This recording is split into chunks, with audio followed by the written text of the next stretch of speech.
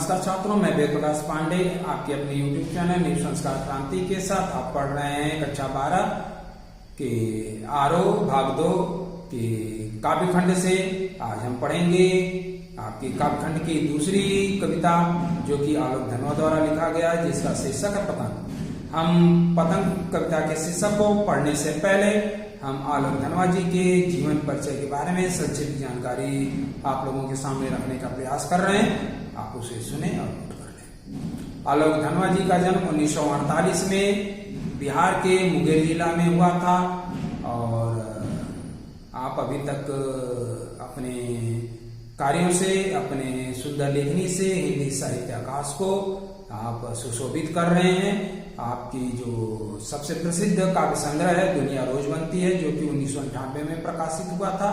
इसके बाद आपकी जो कविताएं हैं उसमें से कुछ शीर्षक है जैसे भागी हुई लड़कियां, ब्रूनो की बेटियां, जनता का आदमी। ये आपकी प्रसिद्ध कविताएं हैं जो कि आपके योग्यता का उचित परिचायक और आपकी योग्यता को सही ढंग से आम जनता के सामने रखने का प्रयास करती है। आपको फिर गोरखपुरी सम्मान और राहुल सम्मान, बिहार राष्ट्र भाषा सम्मान आदि से सुशोभित किया गया। जहाँ तक आपकी काव्यगत विशेषताओं के अंतर्गत भाषा शैली का प्रश्न है तो आलोक धनवा जी की जो भाषा है सरल, सहज और भावानुरूप है। इसके अलावा इन्होंने आम बोलचाल भाषा का प्रयोग करते हुए ऐसा कविताओं में जो शब्दों की जादूगरी किया है जिससे सहज अनुमान लगाया जा सकता है कि जो भी कविताएं हैं हमारी आंखों के सामने घटित हो रही हैं। इस प्रकार से आलोक धनवा जी के जो जीवन परिचय है वह समाप्त होता है। हम अब पतंग कविता का अध्ययन करेंगे। पहले हम इसका सस्वर वाचन करेंगे, इसके बाद आप छात्र लोग हमारे साथ उसका अनुकरण करेंगे और उसके बाद हम इसके संदर्भ को समझने का प्रयास करेंगे और आप उसको ध्यानपूर्वक सुनकर लिखने का प्रयास करेंगे। तो सबसे पहले आप हमारे साथ सस्वर वाचन करें। सबसे तेज बौछारे गई, भादो गया सवेरा हुआ। सबसे तेज बौछारे गई, भादो गया सवेरा हुआ। खरगोश की आंखों जैसा लाल सवेरा, खरगोश की आंखों जैसा लाल सवेरा। शरद आया पुलों को पार करते हुए, अपनी नई चमकीली साइकिल तेज चलाते हुए।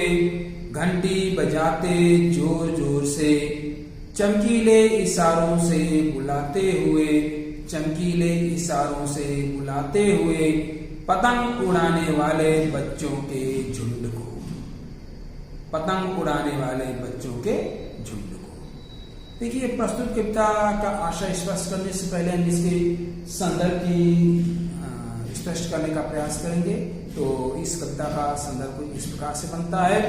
प्रस्तुत ललित कलित पद्यांश हमारी पाठ्य पुस्तक आरोह भाग 2 के पतंग नामक शीर्षक से लिया गया है और इस कविता के जो कवि हैं वह आधुनिक काल के स्वतंत्रता के बाद जन्म लिए और नई कविता युग के, प्रगतिवादी कविता युग के दीप्तिमान कवि जो कि अपनी कविताओं से आज भी काव्य धारा को सुशोभित कर रहे हैं, आलोक धनवा जी हैं। और इस कविता में उन्होंने पतंग को एक जीवन के सच्चाई और लक्ष्य के रूप में इंगित करते हुए मानव जीवन को आगे बढ़ने की प्रेरणा देते हुए कहते हैं, सबसे तेज बौछारे गई, भादो गया सवेरा हुआ।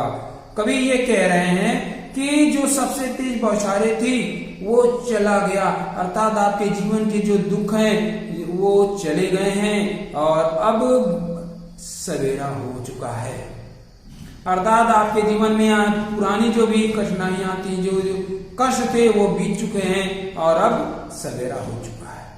खरगोश की आंखों जैसा लाल सवेरा कहने का तात्पर्य है कि जो सवेरा है, जैसा कि आप लोग जानते होंगे, जो खरगोश की जो आंखें होती हैं वह कुछ लालिमाली होती हैं। कभी उस खरगोश की आंखों को अपने कविता के माध्यम से सवेरा को इंगित कर रहा है, मानव जीवन के एक नए सुबह को इंगित कर रहा है, नए सुबह के उस चरम को इंगित कर रहा है कि नए तरीके से आप अपने जीवन को शुरू कीजिए और आगे बढ़ने का प्रयास कीजिए। खरगोश की आंखों जैसा लाल सवेरा, शरद आया फूलों को पार करते हुए। जैसे बरसात जाती है, शरद ऋतु का आगमन होता है। यहाँ पे कभी शरद ऋतु के माध्यम से आपके सामने आपके जीवन के नए लक्ष्यों को, नए चुनौतियों को इंगित करने का प्रयास कर रहा है कि जिस प्रकार से बरसात के बाद शरद आता है, ठीक उसी प्रकार से आपके जीवन में नया सवेरा आया है और नए लक्ष्य आए हैं। आप उनको प्राप्त करने का प्रयास करें। अपनी नई चमकीली साइकिल तेज चलाते हुए।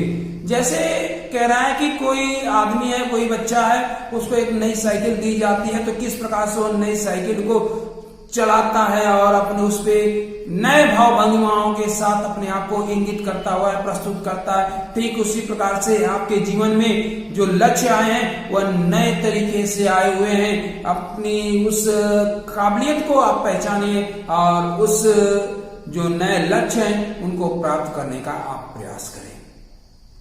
घंटी बजाते हुए जोर जोर से। जिस प्रकार से छोटा बच्चा नई साइकिल पाता है, घंटी टिन टिन करते हुए चलता है, ठीक उसी प्रकार से आपके जीवन में आया हुआ जो नया लक्ष्य है आपके सामने, आपके दरवाजे पे नॉक कर रहा है और बस आपको अपनी उस कार्य क्षमता से, अपनी आदत से, अपनी क्षमता से उस दरवाजे को खोलते हुए लक्ष्य को प्राप्त कर लेना है। तो कभी इस पतंग कविता के माध्यम से जीवन के उस नए लक्ष्य को प्राप्त करने के सुंदर प्रस्तुति प्रस्तुत कर रहे हैं। आगे की लाइन है, चमकीले इशारों से बुलाते हुए पतंग उड़ाने वाले बच्चों के झुंड को। जिस प्रकार से कोई एक बच्चा आकाश में पतंग उड़ाता है तो उसकी उस लालच को देखते हुए, उस ललक को देखते हुए, उसके उत्साह को देखते हुए और बहुत सारे जो बच्चे हैं वह पतंग उड़ाने के लिए छतों पे और मैदानों में निकल पड़ते हैं। तो कह रहा है कि चमकीले इशारों से बुलाते हुए, जो अब तक सवेरा नया आया था, एक व्यक्ति के जीवन में आया है वह अगर उसने अपने लक्ष्य को प्राप्त कर लिया है या प्राप्त करने का प्रयास कर रहा है तो उसको देखकर जो अन्य दूसरे व्यक्ति हैं उसी प्रकार से अपने लक्ष्यों को निर्धारित करें और वहां पहुंचने का प्रयास करें और अपने लक्ष्य को ग्रहण करें। प्रस्तुत कविता में जो भाषा सौंदर्य है वह शरद ऋतु के रूप में नए लक्ष्य को इंगित करते हुए और पतंग के माध्यम से आपके अंतिम उस चरम लक्ष्य को बताते हुए कवि ने सुंदर प्रस्तुति प्रस्तुत की है। इसके अलावा जो भाषा है सरल, सहज, प्रवाहमयी है और अनुप्रास रूपक अलंकार का, पुनरुक्ति अलंकार का सुंदर प्रयोग किया गया। इसके अलावा मानवीकरण अलंकार का सहज और भावानुरूप प्रयोग किया गया है और प्रकृति को आलंबित करते हुए व्यक्ति के लक्ष्य को अलंकारिक रूप से सुंदर प्रस्तुति की गई है। इसलिए जो ये कविता है यह सुंदर, भावपूर्ण और भावग्राह्य होती है। इस प्रकार से आज का यह हमारा क्लास समाप्त होता है। हम अगले क्लास में आगे की कविताओं का अध्ययन करेंगे। धन्यवाद।